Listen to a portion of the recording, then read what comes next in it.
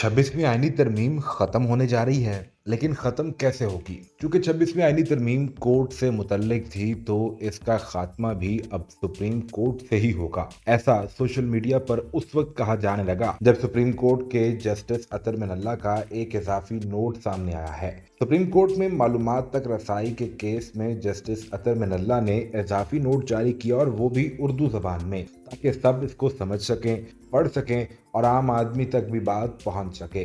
Note में कहा गया कि ये दुरुस्त है कि आर्टिकल 19A का बुनियादी हक इस्तेमाल करना मुनासिब पाबंदियों के ताबे है। मुनासिब पाबंदियों की इस्तेलाह मगर पार्लिमान को आईनी हक का दायरा महदूद करने का इख्तियार नहीं देती है।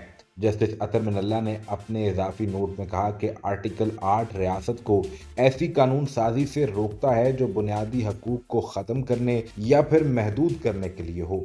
सुप्रीम कोर्ट बुनियादी हकूक के तनाजुर में दीगर इदारों के इक़दामात का अदालती जायज़ा लेती है। ये नाकाबिल तसव्वुर है कि सुप्रीम कोर्ट शहरियों के बुनियादी हकूक छीन ले।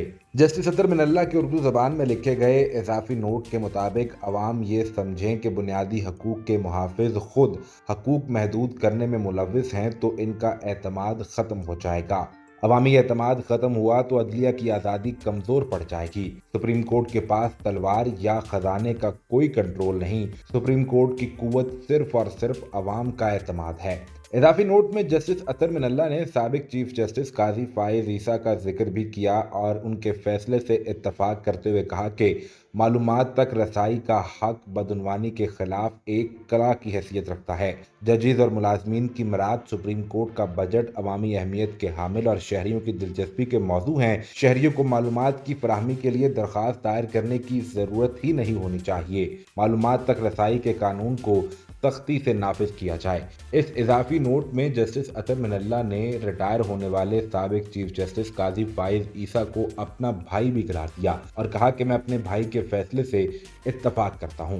अब सवाल ये पैदा होता है कि इस इजाफी नोट की बुनियाद पर आईनी तरमीम किस तरह उड़ सकती है। तो इसमें आर्टिकल 8 का जिक्र किया गया है, जो बुनियादी हकूक को ख़त्म या महदूद करने के खिलाफ किसी भी तरह की आइन साजी, तरमीम, कानून बनाने की मुखालफत करता है।